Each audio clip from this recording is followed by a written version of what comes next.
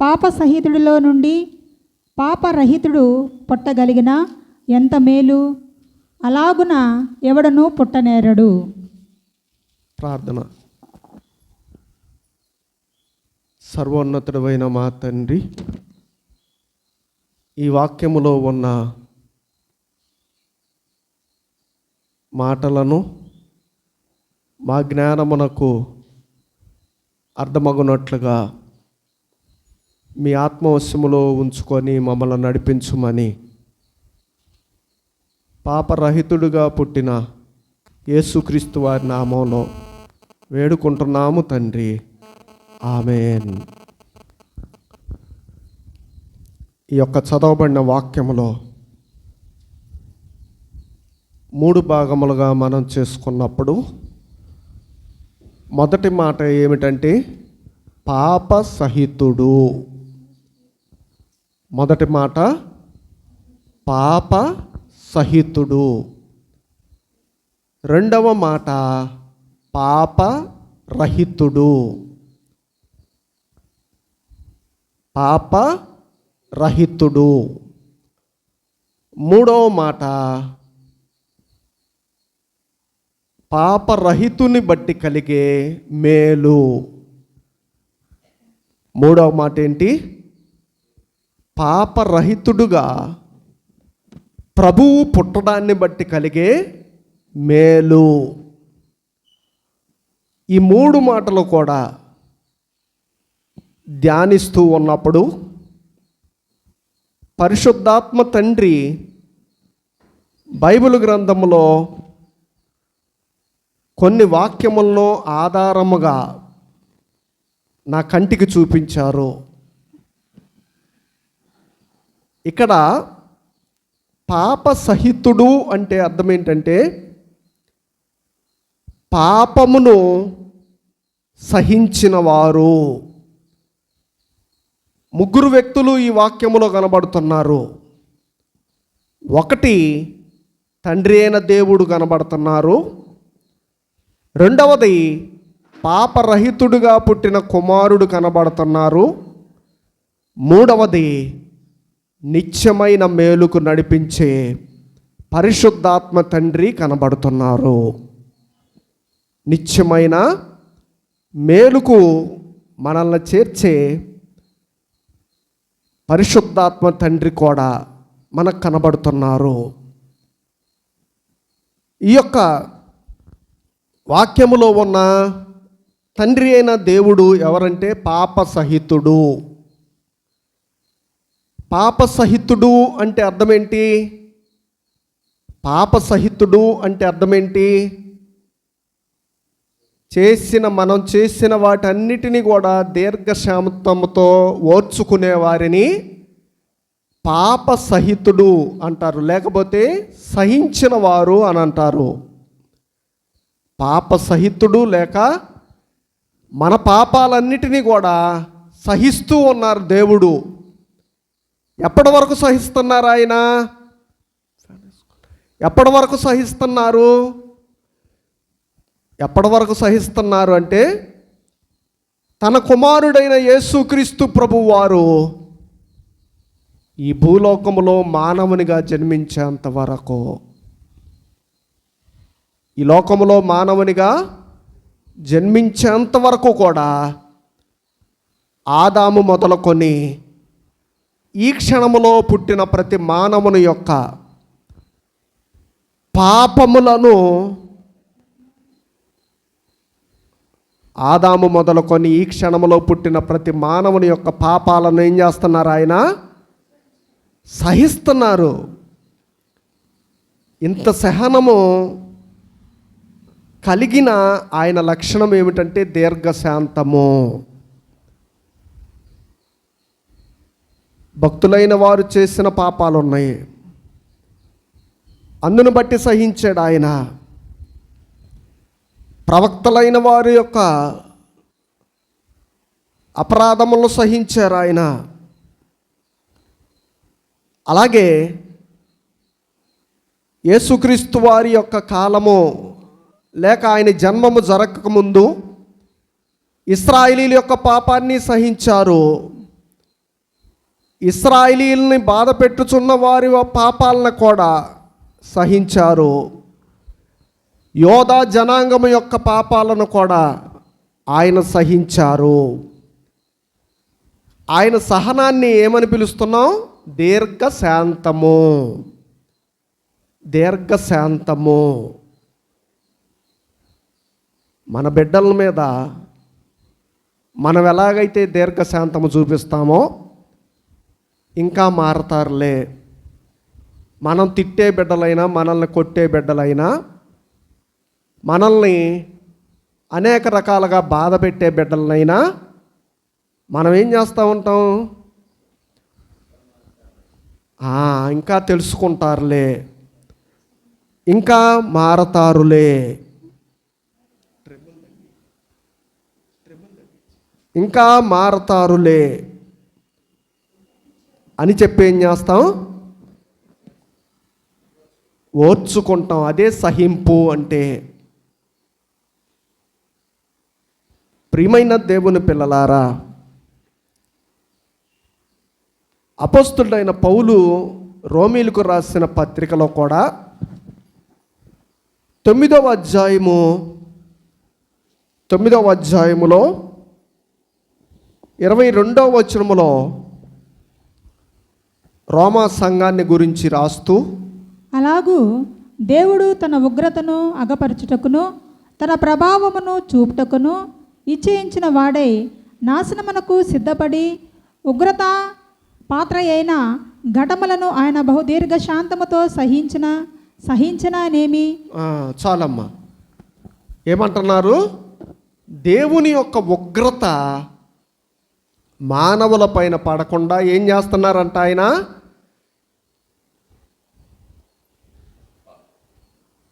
దీర్ఘశాంతము కలిగి సహిస్తున్నారు. దీర్ఘశాంతము కలిగి సహిస్తున్నారు. తండ్రి అయిన దేవుడు మానవులైన వారందరి ఎడల కూడా సహనాన్ని చూపిస్తున్నారు, కానీ తన కుమారుని విషయంలో మాత్రం ఆయన మానవులకు మేలు చేయడానికి ఆయన మీద తన ఉగ్రతను చూపిస్తున్నారు. మానవుల ఎడల తండ్రి అయిన దేవుడు చూపించిందేమో సహనమైతే, తన కుమారుని ఎడలేమో ఉగ్రత చూపిస్తున్నారు. అందుకనే మనుషుల కంటే, తన కుమారుని కంటే ఎవరిని ఎక్కువగా ప్రేమిస్తున్నారు? ఆయన ఎవరిని ఎక్కువగా ప్రేమిస్తున్నారు? మనల్ని ఎక్కువగా ప్రేమిస్తున్నారు. మన మీదేమో దీర్ఘశాంతము చూపిస్తున్నారు, మనం చేసిన వాటన్నిటినీ సహిస్తున్నారు, మన పైనకి ఉగ్రత రానియకుండా చేస్తున్నారు. కానీ ఆ ఉగ్రత మాత్రం ఎవరి మీదకి వెళుతుంది? తన కుమారుడైన యేసుక్రీస్తు వారి మీదకి వెళ్ళడానికి. పాపాన్ని సహించిన దేవుడుగా ఉన్న ఆయనలో నుండి ఎవరొచ్చారు? పాపరహితుడు యేసుక్రీస్తు ప్రభువారు వచ్చినట్లుగా కనబడుతుంది. ప్రియమైన దేవుని పిల్లలారా, అందుచేత విలాపవాక్యముల్లో కూడా రాయబడిన మాట ఏమిటంటే, పరము నుండి ఆయన నా ఎముకల మీదకి అగ్ని ప్రయోగించుచున్నాడు. అగ్ని అంటే దేవుని యొక్క కోపము, దేవుని యొక్క ఉగ్రత. తన కుమారుని మీదేమో ఉగ్రత, మన మీదేమో ఏం చూపిస్తున్నారు? ఆయన దీర్ఘశాంతము. మనం చేసిన వాటన్నిటినీ కూడా ఆయన సహిస్తూనే ఉన్నారంట. అందుకని ఎవరు ఆయన? పాప సహితుడు. తండ్రి అయిన దేవుడేమో పాప సహితుడు, కుమారుడైన యేసుక్రీస్తు ప్రభువారేమో పాప రహితుడు.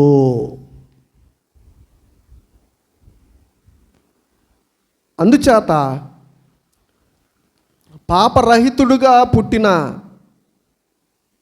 ఆయనను ఎవరైతే పరిపూర్ణంగా నమ్ముతున్నారో, ఆయన యందు పరిపూర్ణమైన విశ్వాసం ఉంచుతున్నారో, పాపరహితుడుగా పుట్టినప్పటికీ కూడా ఆయన ఎలా మార్చబడ్డారు? ఆయన జన్మములో పాపం లేదు, ఆయన నోటి మాటలో పాపం లేదు, ఆయన ప్రవర్తనలో పాపం లేదు, ఆయన క్రియల్లో పాపం లేదు, ఆయన జీవితంలో ఎక్కడా కూడా ఏం కనపడదు? పాపము కనపడదు. అలాగున పాపరహితుడుగా పుట్టిన ఆయన మన కోసం ఎలా మార్చబడ్డారంటే పాపముగా మార్చబడ్డారు. ఎవరు చేశారు పాపముగా మార్చబడ్డాకి? ఆయన చేసిన పాపాలు ఏమీ లేవు, కానీ మనం చేసిన పాపాలే. కొరింథీయులకు రాసిన 2వ పత్రిక 5:21 మనం చూసినప్పుడు అక్కడ మన పాపాలన్నీ కూడా తన ఎందుకనగా కుమారుడి పైన వేయడాన్ని బట్టి ఆయన పాపముగా చేయబడ్డారు. ఎందుకనగా మనం ఆయన యందు దేవుని నీతి అగునట్లును పాపము ఎరగని ఆయనను మన కోసము పాపముగా చేసెను. మన యందు దేవుని నీతి అగునట్లు పాపరహితుడుగా పుట్టిన యేసుక్రీస్తు ప్రభువారు ఎలా మార్చబడ్డారు? పాపముగా చేయబడ్డారు. ఎందుకంటే నా పాపములైన మీ పాపములైన భూలోకములో ఉన్న సర్వమానవాళి యొక్క పాపములైన పాపరహితునిగా ఉండవలసిన ఆయనను ఎలా మార్చివేసిని అంట? పాపముగా మార్చివేసిని. దేవదాసయ్య గారు పాడి వినిపించారు ఏమిటంటే, నీ పాప శాపాలు నీ సర్వ వ్యాధులు మోసి కొన్నట్టి శ్రీ యేసు దేవుడు ముందే నీ కీడు పోగొట్టి నీకెన్నీయో మేళ్ళు సంపాదనము చేసే సర్వోపకారుండు దేవుండు మానవుడు దివిలోన భువిలోన నిన్ను బట్టి పాపివి నిన్ను చూడనే వద్దు ప్రభు యేసు నీ బట్టి పరిశుద్ధుడవు నీవు ఆయనను జూచిన అంతాయు సరి అవును ఆయనను జూచిన అంతాయు సరి అవును. చాలయ్యా. ఎలాగ మార్చబడ్డారు ఆయన? ఇక మన మీద ఏమి లేదు, పాపానికి సంబంధించిన శిక్ష మనం అనుభవించడం లేదు, ఆ పాపం యొక్క ప్రతిఫలాన్ని మనం అనుభవించడం లేదు, ఆ పాపం యొక్క తీవ్రమైన శ్రమ కూడా మనం అనుభవించడం లేదు. పానం చేసిన ప్రతిదానికి కూడా మనము శిక్ష అనుభవిస్తే మనం ఉండగలం? అసలు దేవదాసయ్య గారు అన్న మాట ఏమిటంటే, పాపం యొక్క శిక్ష కేవలము సెగ మాత్రమే మానవుల పైన పడుతుంది, కానీ ఆ పాప తీవ్రత అనేది పూర్తిగా మన పైకి రావటం లేదంట. ఎవరి మీద పడుతుంది? పాపరహితుడుగా పుట్టిన యేసుక్రీస్తు వారి మీద పడుతుంది.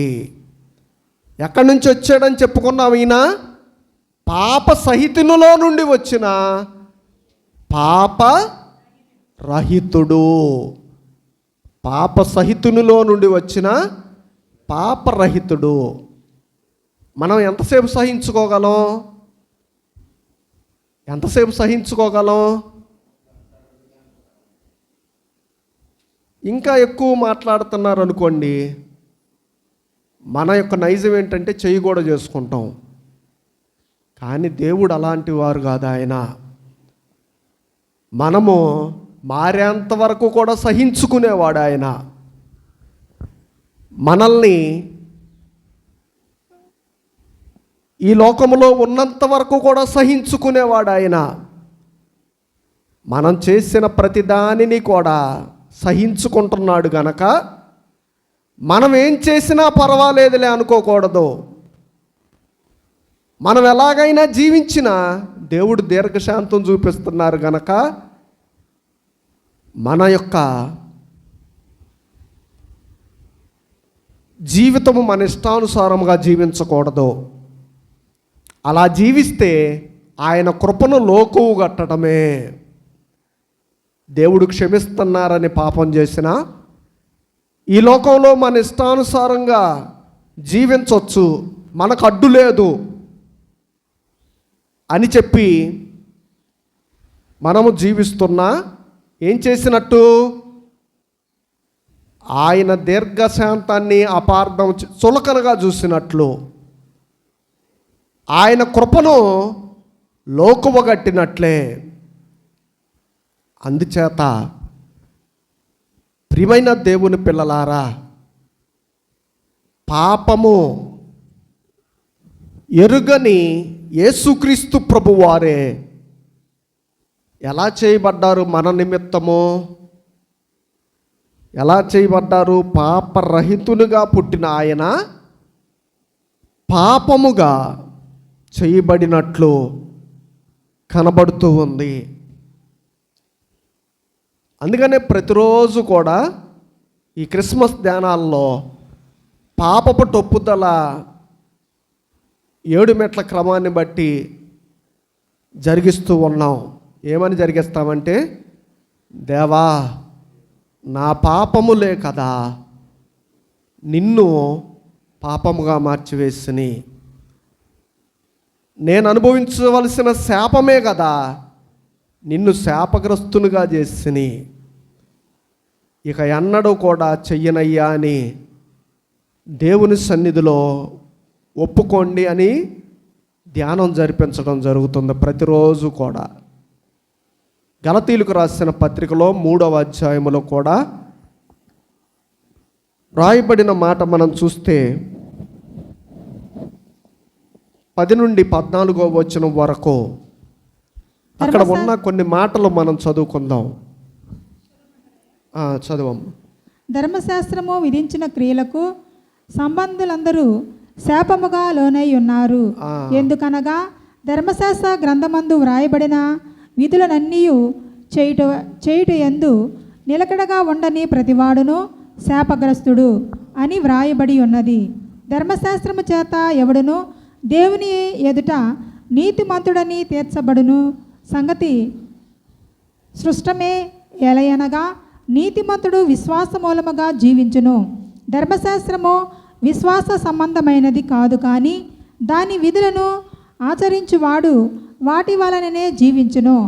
ఆత్మను గూర్చిన వాగ్దానము విశ్వాసము వలన మనకు లభించినట్లును అబ్రహాము పొందిన ఆశీర్వచనము యేసుక్రీస్తు ద్వారా అన్యజనులకు కలుగుటకై క్రీస్తు మన కోసము శాపమై మనలను ధర్మశాస్త్రము యొక్క శాపము నుండి విమోచించెను. పాపమెరుగని ఆయన పాపముగా మార్చబడ్డారు. శాపము పొందకూడని ఆయన ఎలా మార్చబడ్డారంట? మన కోసము శాపమై ధర్మశాస్త్ర సంబంధమైన నీతి విధిని తన శరీరముతో నెరవేర్చారు. అందుకనే ఈయనెవరో పాపరహితుడు, పాపముగా మార్చబడిన కుమారుడు. పాపరహితుడుగా వచ్చిన ఆయన శాపముగా మార్చబడిన కుమారుడు. ప్రియమైన దేవుని పిల్లలారా, అందుచేత దేవుడు సహించి చివరికి ఏమనుకొని ఉండొచ్చు? ఆయన ఈ మానవులైన అందరి పాపాల నిమిత్తము ఒకరు పాపముగా మార్చబడాలి. పాపముగా మార్చబడిన ఆయనే వీరి కలిగిన శాపాన్ని తొలగించాలి. వీరికి కలిగిన సమస్తమును కూడా, వాటిని బట్టి కలిగే సమస్తమును తొలగించి వేసి నా యొక్క సన్నిధానమునకు పరిశుద్ధులుగా నడిపించబడాలి అని అనుకున్నారు. ఇంతకీ తండ్రి అయిన దేవుడు తన కుమారునికి శిక్ష విధించారా, లేకపోతే కుమారుల్లో ఉన్న పాపానికి శిక్ష విధించారా? ఆయనలో ఉన్న మన వల్ల కలిగిన పాపానికి మాత్రమే శిక్ష విధించారు, కానీ కుమారునికి కాదు. యెషయా గ్రంథంలో ఉంటుంది, అతన్ని నలగొట్టుటకు యెహోవాకు ఇష్టమాయను. అంటే అర్థం ఏంటంటే ఇక్కడ మన పాపాలన్నీ ఆయన మోస్తున్నాడు గనక, మన పాపాలన్నీ కూడా ఇప్పటి వరకు ఆయన శరీరములో ఉన్నాయి గనక ఆయన ఎప్పటి వరకు శిక్ష అనుభవిస్తూనే ఉన్నారు. ఇప్పటి వరకు కూడా దేవదాసయ్య గారు అన్నారు, భూలోకంలో ఉన్న ప్రతి మానవుడు తన పాప సింహాసనమును దిగేంత వరకు యేసుక్రీస్తు ప్రభువారు తన శిలువ సింహాసనము మీద ఉండవలసిందే అన్నారు. ఏమన్నారు? మానవుడు పాప సింహాసనమును దిగేంత వరకు, పాపమును విడిచిపెట్టేంత వరకు తన కుమారుడైన యేసుక్రీస్తు ప్రభువారు ఎక్కడ ఉండవలసింది? శిలువ సింహాసనము మీద ఉండవలసిందే. పాపాన్ని విడిచిపెట్టడం మానవునికి సాధ్యమైందా, అసాధ్యమైందా? యేసుక్రీస్తు ప్రభువారి వలె పాపరహితుడిగా జన్మించడము మానవునికి అసాధ్యమైనదా, సాధ్యమైందా? ఏమని చదువుకున్నాం యోబు గ్రంథంలో? అలాగుండిన ఎడల ఎంత మేలు అంటున్నారు అక్కడ. అలాగు జన్మించిన ఎడల ఎంత మేలు, ఎంత మేలు అని చెప్పొచ్చు. అంటే తర్వాత చెప్తాను నేను. రోమీలకు రాసిన పత్రికలో కూడా 8:4 ఒక మాట రాశారు అపోస్తుడైన పౌలు. 3-4 వచనములు, రోమీలకు రాసిన పత్రిక 8వ అధ్యాయము 3-4 వచనముల్లో చదువుకుందాం. శరీరము అనుసరింపక ఆత్మను అనుసరించి నడుచుకొను మన యందు ధర్మశాస్త్ర సంబంధమైన నీతి విధి నెరవేర్చబడవలెనని, పాప పరిహారము మన యందు ధర్మశాస్త్ర సంబంధమైన నీతి విధి నెరవేర్చబడవలెనని, పాప పరిహారము నిమిత్తమును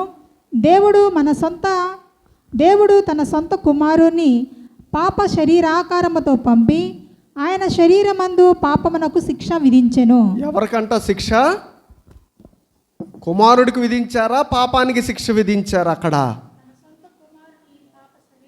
తన సొంత కుమారుణ్ణి ఏ ఆకారముతో పంపించారంట? పాప శరీరాకారముతో పంపించి ఆయన శరీరమందు పాపమునకు శిక్ష విధించెను. అందుకని ఏమీ లేదు, ఇప్పుడు మనకి ఆ పాపానికి సంబంధించిన శిక్ష మనం అనుభవించడం లేదు, మన బిడ్డలో అనుభవించడం లేదు, మనకు కలిగిన ఎవరు కూడా ఆ పాపానికి సంబంధించిన శిక్షను అనుభవించడం లేదు. కుమారునికి కాదంట విధించింది శిక్ష, ఆయన సొంత కుమారునికి శరీరము ద్వారా తన పాపమునకు, మానవులందరి యొక్క పాపాల నిమిత్తము ఆ పాపమునకు శిక్షను విధించినట్లుగా ఈ వాక్యములో కనబడుతుంది. ప్రియమైన దేవుని పిల్లలారా, అందుచేత పాప సహితునిలో నుండి వచ్చిన ఆయన పాపరహితునిగా జన్మించడాన్ని బట్టి, ఒకటి పాపముగా మార్చబడ్డారు, రెండవది శాపగ్రస్తునిగా చేయబడ్డారు, మూడవది దేవుని ఉగ్రతను అనుభవించాడు, నాలుగవది పాపమునకు శిక్షను,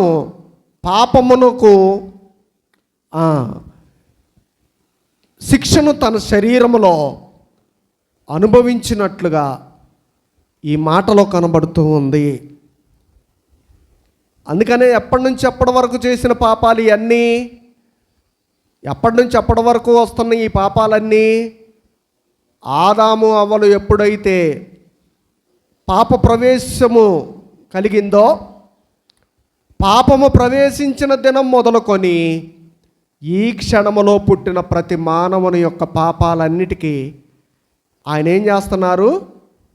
శిక్షను అనుభవిస్తూనే ఉన్నారు. అందుకే దేవదాసయ్య గారు రాశారు, పరమాదేవోండేనా పట్టయ్యోండగా, పరమాదేవుండేనా పక్షమయ్యుండగా, నరుడేమి చేయగలడు? ఆ పరమాజనకుండేనా పట్టయ్యుండగా, పాప పరుడేమి చేయగలడు? ఆ పరమాజనకుండేనా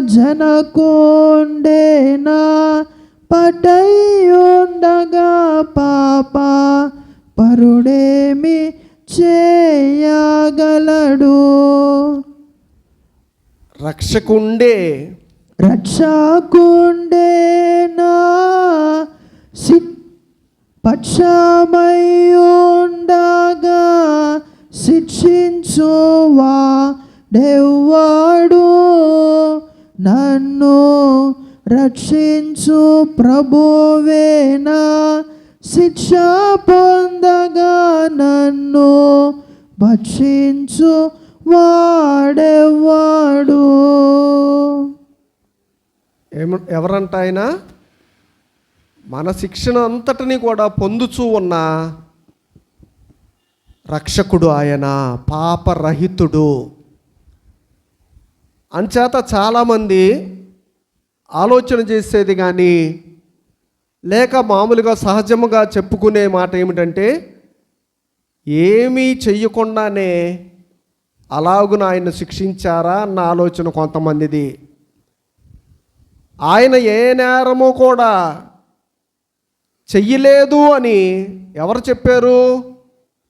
యేసుక్రీస్తు వారు ఆయన శిలువ శ్రమకు ముందు తీర్పులోనికి వెళ్ళినప్పుడు అక్కడ ఉన్న ఒక రాజుగారు చెప్పిన మాట ఏమిటంటే, ఈయనలో నాకు ఏ నేరము కూడా కనబడలేదు. కానీ ఏం అనుభవించడానికి వచ్చాడు ఆయన? శిక్షను అనుభవించడానికి వచ్చాడు. పిలాతు చెప్పిన మాట ఇది, ఈయనలో నాకు ఏ నేరమో కూడా కనపడలేదు కనుక ఆయన్ని విడిచిపెడదాము, బరబ్బాని శిక్షిద్దామంటే యూదులైన వారు ఏమన్నారు?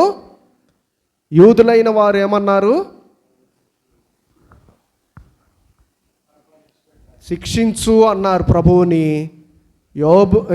ఆ యొక్క బరబ్బాని విడిచిపెట్టుమని చెప్పి కేకలు వేసినట్లుగా కనబడుతూ ఉంది. ఈ దినమున ఆయన సన్నిధానమునకు వచ్చిన వారులారా, పాపరహితుడుగా పుట్టిన ఆయన జన్మాన్ని అపార్థం చేసుకోకూడదు. మనల్ని రక్షించడానికి పుట్టిన రక్షకుడుగా వచ్చిన ఆయనను మనం అపార్థం చేసుకోకూడదు. ఆయన గురించిన, ఆయన జన్మాన్ని గురించిన ఆలోచనలు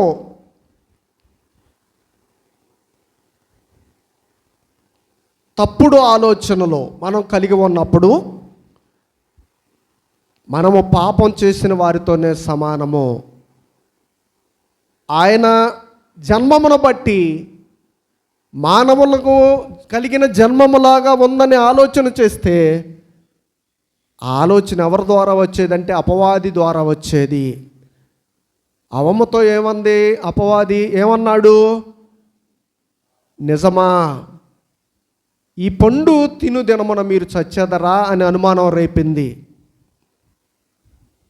ప్రియమైన దేవుని పిల్లలారా, పాపరహితుడిగా పుట్టింది మన కోసమే. పాపరహితుడుగా పుట్టిన ఆయన మనకు బోధించేవారిగా మార్చబడ్డారు. పాపరహితుడుగా ఉన్న ఆయనే మనల్ని బాగు చేస్తున్నారు. పాపరహితుడుగా ఉన్న ఆయన మన కొరకు శ్రమపడ్డారు. పాపరహితుడుగా పుట్టిన ఆయన పాపానికి శిక్షను అనుభవించి మనల్ని కూడా ఎలా మారుస్తున్నారు? పాపరహితులుగా మారుస్తున్నారు. పాపరహితునిగా పుట్టిన ఆయన పాపలోకము నుండి మనల్ని తీసుకొని వెళ్ళి మహిమలోనికి చేరుస్తున్నారు. ఇవన్నీ కూడా ఏంటంటే పాపరహితునిగా పుట్టిన ఆయన ద్వారా కలిగే మేళ్ళు. అందుకనే తండ్రి అయిన దేవుడేమో పాప సహితుడు, కుమారుడైన యేసుక్రీస్తు ప్రభువారేమో పాపరహితుడు. పాపరహితుడుగా పుట్టడాన్ని బట్టి ఆయన చేస్తున్న మేళ్ళు. హెబ్రీలకు రాసిన పత్రికలో కూడా పౌలు భక్తుడు రాస్తూ 9వ అధ్యాయములో 11వ వచనము ఒకసారి చదువుకుందాం. అయితే క్రీస్తు రాబోవుచున్న మేలు విషయమై ప్రధాన యాజకుడుగా వచ్చి తానే నిత్యమైన విమోచన సంపాదించి హస్తకృత్యము కానిది అనగా ఈ సృష్టి సంబంధము కానిదియు మరి ఘనమైనదియు పరిపూర్ణమైనదియునైన గుడారము ద్వారా మేకల యొక్కయు కోడెల యొక్కయు రక్తముతో కాక తన స్వరక్తముతో ఒక్కసారే పరిశుద్ధ స్థలములో ప్రవేశించెను. చాలమ్మ. నిత్యమైన మేలు ఇది. నిత్యమైన మేలు అంటే ఈ లోకములోనేమో వాటన్నిటి నుండి కూడా మనల్ని విడిపించి మనకు మేలు చేస్తున్నారు. ఆయన నిత్యమైన మేలులు, అందుకని ఏమన్నారు, రాబోవుచున్న మేలుల విషయమై, రాబోవుచున్న మేలుల విషయమై ఏం చేశాడంట ఆయన? ప్రధాన యాజకుడుగా వచ్చి తానే నిత్యమైన విమోచన సంపాదించి హస్తకృతము కానిది అనగా ఈ సృష్టి సంబంధము కానిదియో మరి ఘనమైనదియో పరిపూర్ణమైనదినైన గుడారము ద్వారా. దేవదాసయ్య గారు రాశారు, పాపలోకమందున క్రీస్తు పుట్టినందున, పాపలోకమందున క్రీస్తు పుట్టినందున పాపికెంత మోక్షము ఈ సువార్త సాక్ష్యము, పాపికెంత మోక్షము ఈ సువార్త సాక్ష్యము. ఆ మోక్షమే పాప రహితుడుగా పుట్టిన ఆయన ద్వారా మనకు కలుగుతుంది. పాపరహితుడే ఏం చేయగలరు? పాపరహితులే, పాపము లేని వారే వేరొకరి పాపాలను క్షమించగలరు. పాపం చేసేవాడు నీ పాపాలను క్షమించబడును అని అంటే ఏమంటారు? నేను తప్పు చేస్తున్నాను, మీరు మారండి, మీరు మాదిరి చూపించండి. నేను మాదిరి చూపించకుండా, నేను మారకుండా మిమ్మల్ని మారమంటే ఏమంటారు? మీరు ఏమంటారు? ముందు నువ్వు చూసుకో, కొంచెం కఠినంగానే గట్టిగానే మాట్లాడతారు. నీది నువ్వు చూసుకో ముందు. యేసుక్రీస్తు ప్రభువారు పాపరహితుడు కనుక పాపశాప మరణాదులన్నిటినీ కూడా ఆయనే అనుభవించి మనకేమిస్తున్నారు? ఆయన నిత్యమైన మేలు, లేక నిత్యము ఉండే మోక్షము, నిత్యము ఉండే ఆ పరలోకాన్ని మానవులైన వారికి ఇస్తున్నారు. అదేమో శాశ్వతమైన మేలు, భూమి మీద మనకిచ్చే ఆరోగ్యమైన, భూమి మీద మనకిచ్చే సమాధానమైన, భూమి మీద మనకు కావలసినవన్నీ అనుగ్రహించడమైన ఇది భూ సంబంధమైన మేళ్ళు. భూ సంబంధమైన మేళ్ల ద్వారానేమో తన ప్రజలైన వారిని ఆయన తట్టు తిప్పుతున్నారు. తన ప్రజలైన వారిని భూమి మీద ఉండగానే ఆయన స్తుతించేటట్లుగా చేస్తున్నారు. అలాగే తన ప్రజలైన వారిని ఈ భూమి మీద ఉండగానే శాంతిని అనుగ్రహిస్తూ ఆయనకు సాక్షులుగా నిలబెడుతున్నారు. వాటి ద్వారా ఆయన ఏం చేస్తున్నారు? పరసంబంధమైన మేళ్ళు కూడా, ఆశీర్వాదములు కూడా ఇచ్చి, పరసంబంధమైన వాటిని ఎప్పుడు కూడా మేలు అనకూడదు, జ్ఞాపకం చేసుకోండి. భూ సంబంధమైనవేమో మేళ్ళు, పరసంబంధమైనవేమో ఆశీర్వాదములు. అందుచేత ప్రియమైన దేవుని పిల్లలారా, పాపాన్ని హరించడాన్ని బట్టి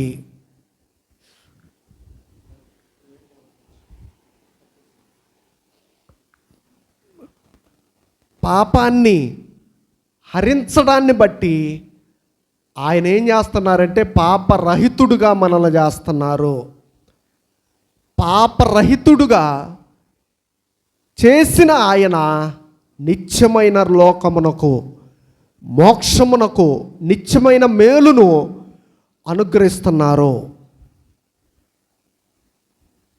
దేవదాసయ్య గారు రాశారు, వధువు సంఘము వరుని కొరకు ఎదురు చూచుచున్నది అనే పాటలో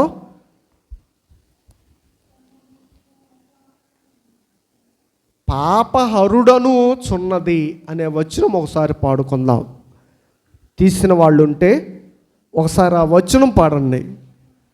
దానిలో పాపరహితుడుగా పుట్టిన ఆయన ఏం చేశారంట? పాపాన్ని హరించే వారిగా మార్చబడ్డారు.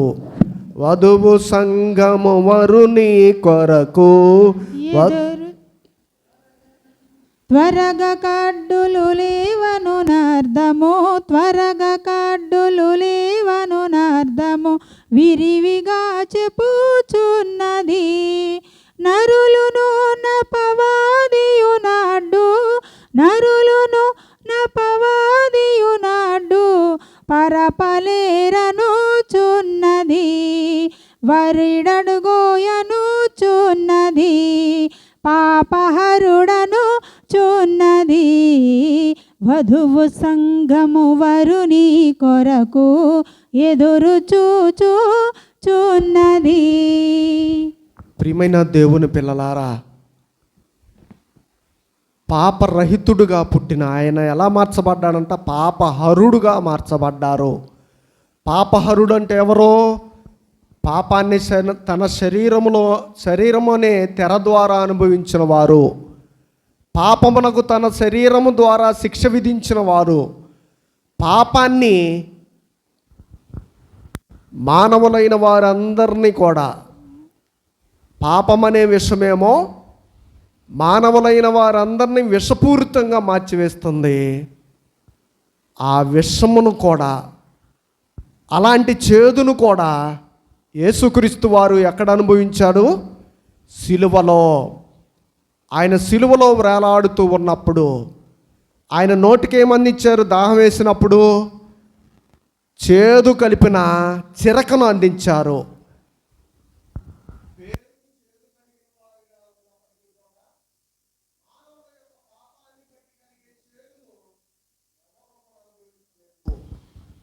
యేసుక్రీస్తు వారు మాత్రమే పాపరహితుడుగా పుట్టి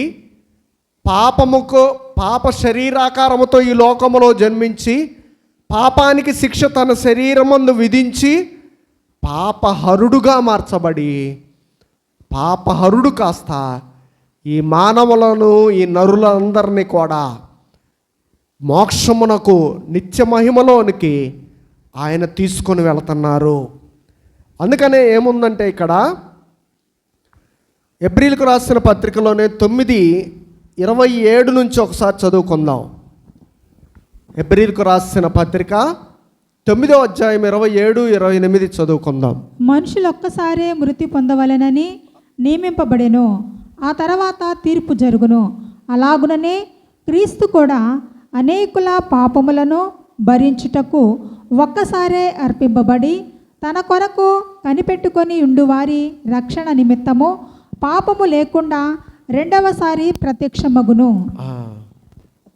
ఆయన ఎవరి కోసం ప్రత్యక్షమవుతున్నారు? ఒక్కసారే ఆయన శిక్షణ అంతటిని కూడా అనుభవించేశారు సిలువలో.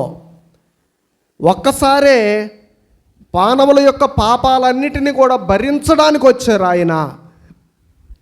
కానీ ఈసారి ఎలాగ వస్తున్నారంట? ఆయన పాపము లేకుండా పాపానికి సంబంధించిన శిక్షణ అనుభవించి వేశాడు. ఆ పాపానికి సంబంధించిన ఛాయలను ఇక ఏమీ కూడా లేవు. ఇక ఏ ఛాయలు మనకు ఉంచారు? మేలుల విషయములో, రాబోచున్న మేలుల విషయములో ఛాయలు మాత్రమే ఉంచాడు, కానీ పాపానికి సంబంధించిన ఛాయ అంటే ఏంటి? నీడ. ఆ పాపానికి సంబంధించిన శాపము, రోగం అనే శాపం కావచ్చు, శిక్ష అనే శాపం కావచ్చు, నెమ్మది లేని స్థితి అనే శాపం కావచ్చు, అన్నిటినీ కూడా ఏం చేశారు? తొలగించి వేశారు. గనక రెండవసారి అంటే మరలా రెండవ రాకడలో వచ్చేటప్పుడు ఆయన ఎలా ప్రత్యక్షమవుతున్నారు? పాపము లేని వారిగా ఆయన ప్రత్యక్షమవుతున్నారు. అందుకనే ఏమన్నారు? భరించడానికి, అనేక పాపములను భరించుటకు ఒక్కసారే అర్పింపబడి తన కొరకు కనిపెట్టుకొని ఉండు వారి రక్షణ నిమిత్తము పాపము లేకుండా రెండవసారి ప్రత్యక్షమగును. ఈ దినమున ప్రభు యొక్క సన్నిధానమునకు వచ్చిన వారులారా, పాపరహితుడుగా పుట్టిన ఆయన కొరకు ఎవరైతే కనిపెడుతున్నారో ఆయన రెండవసారి ప్రత్యక్షము కాబోతున్నారు. గనక ఆయన ప్రత్యక్షత కొరకు ఎవరైతే కనిపెడుతున్నారో వారిని ఏం చేస్తున్నారు? ఈసారి పాపము లేకుండానే మోక్షమునకు తీసుకొని వెళ్ళడానికి మరలా రాబోతున్నారు. అలాగున ఈ యొక్క ఆనంద మాసములో పాప సహితునిలో నుండి వచ్చిన పాపరహితుని యొక్క